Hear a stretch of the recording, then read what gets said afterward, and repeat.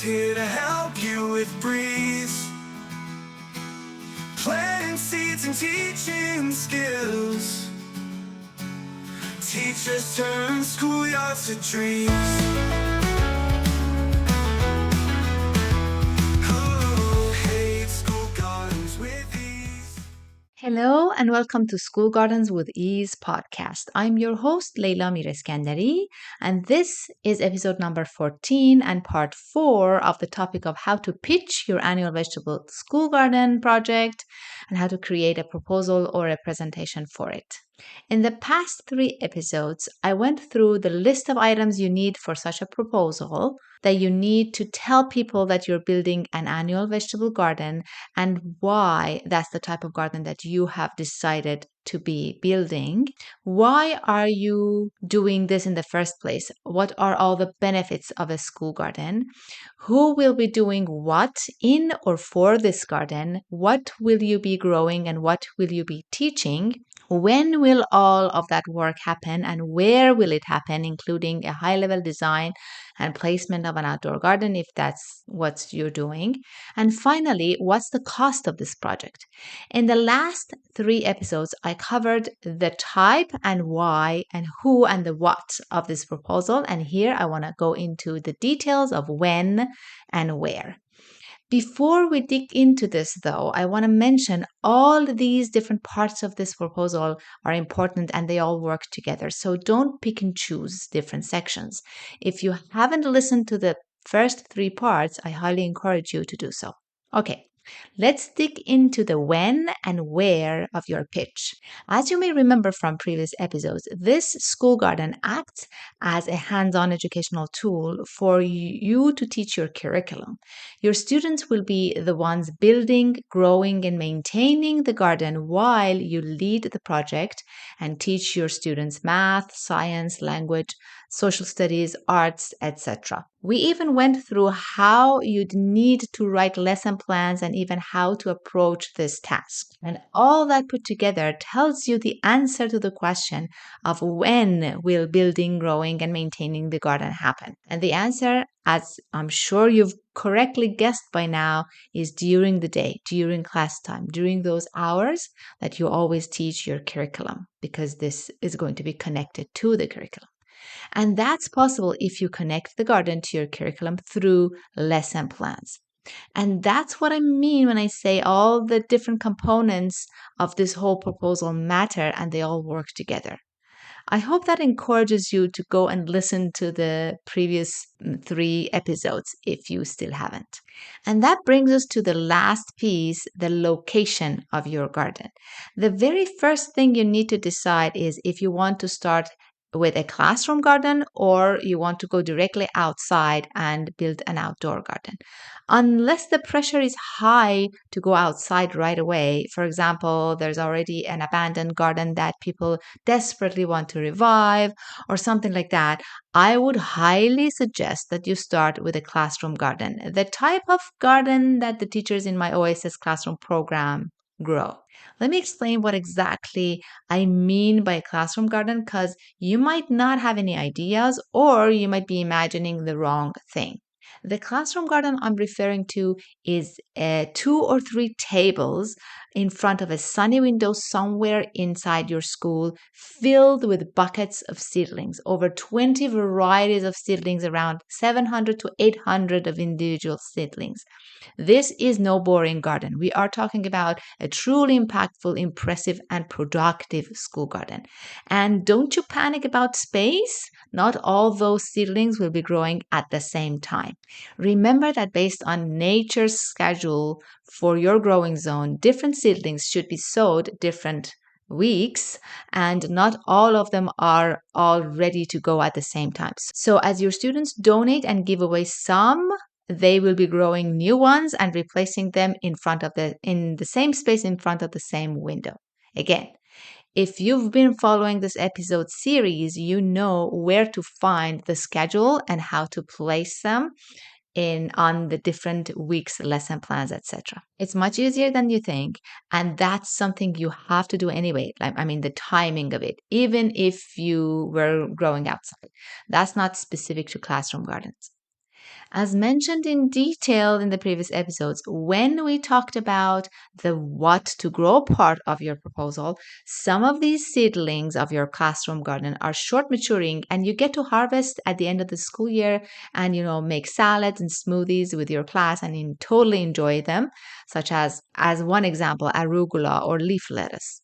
And some are longer maturing like tomatoes and are to be sold in a student-led mini market, donated to community gardens, taken home by your students, etc. Imagine all the excitement such an impressive garden could bring to your classroom and to your school. And now I want you to imagine closing the garden completely and going to your summer vacation without worrying about summer maintenance at all.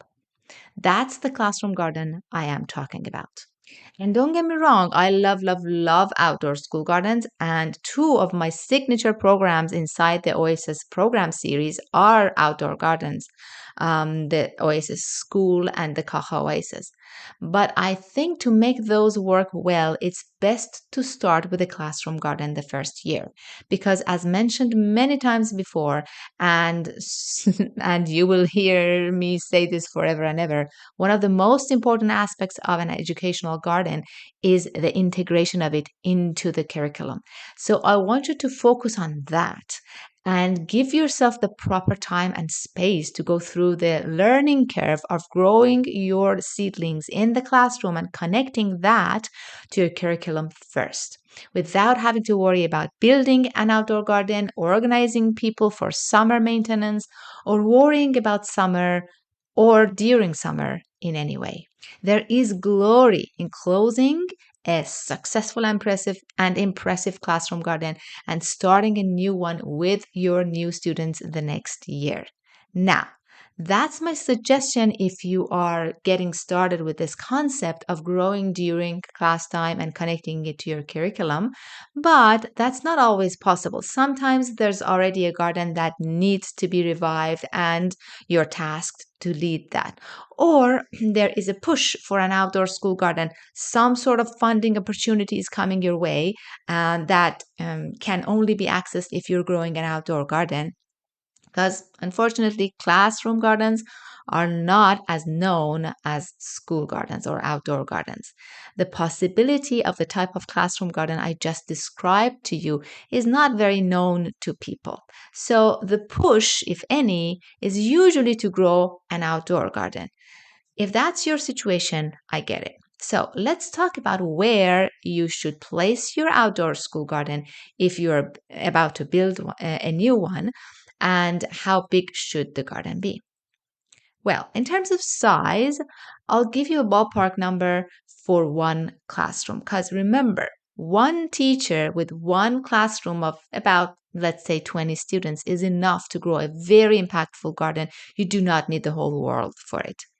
For one classroom, I would start with around 30 square feet of a garden space. That's not too small, so you can easily engage all of your class, but it's also not too overwhelming for one class. In terms of placement, an annual vegetable garden needs to be placed somewhere that gets full sun, at least 6 hours and ideally 8 hours of sunlight. It should also be placed somewhere close to water access, the outdoor water tap that's working, test it, so that all corners of the garden can be reached with a hose. The shorter the hose, the better. And please do not start a garden thinking you could use watering cans to water it. That is a huge mistake you do not want to make. The third thing that's important about the location of your garden is you want the garden to be in people's faces. You do not want to hide it and you do not want to fence it. Let me explain. When a garden is hidden from the community's eyes, it's forgotten easily and potential problems stay unnoticed or get noticed way too late. A forgotten garden will not be maintained well, especially during summer. And when something is wrong at the garden, it only gets noticed and can be addressed in time before it gets out of hand, only if people see it. When people walk by it every day and get to explore and enjoy it every day. Most schools hide the garden or fence it for the fear of vandalism, not knowing that this actually makes things worse. It's funny when vandalizers find the hidden garden and they jump the fence and do whatever they want, whenever they want with it, because the garden is nicely hidden from the eyes of the community and nobody notices. I can tell you many stories of gardens that started to get vandalized and was noticed and remedied by the community, and a stop was put to it right away.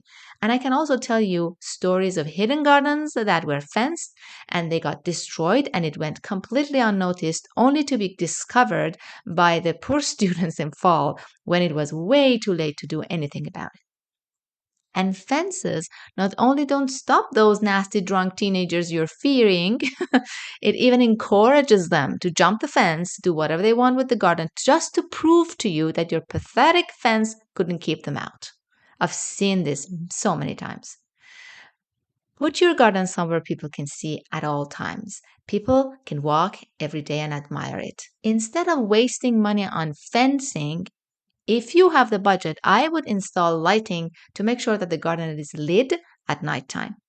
And in my experience, a few well designed, welcoming, and personalized garden signs, preferably made by the students themselves, that explain that this garden is a result of the students' hard work and they have their hopes up to get back to it in fall. The fact that it is educational garden and the produce will be donated to the community, for example, is the most effective way to organically recruit the community to protect it and to keep the angry teenagers at bay. I would go as far as to say that it even keeps people from stealing the plants from your garden. Because when people read those signs and they feel welcome to enjoy the garden and also know the purpose is educational and the kids in their community are looking forward to the harvest in fall, they will less likely dig up and steal the plants because people steal what's not theirs. If they feel this garden is in a way their own, they won't steal from it, if that makes sense. So, to summarize, your garden needs to be in a sunny spot that's close to water source, needs a lightweight hose that reaches all corners of the garden and the kids can easily work with, and it needs to be visible and welcoming. That's only if you have to start an outdoor garden. Otherwise, remember that you can do a classroom garden and be very impactful and impressive with it too. In the next episode, I will tell you all about a few permaculture design ideas that will make your outdoor school garden not only easy to build for your students, by your students, but also super low maintenance and most importantly, with very little funds. I will also talk about the budget and conclude this episode series in the next episode. Talk to you soon.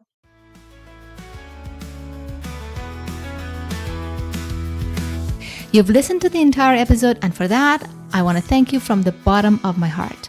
I hope you enjoyed it, and if you did, please leave me a review on Apple Podcasts and Spotify. And please share this episode with other teachers who might be interested in this topic. See you next week for a new episode.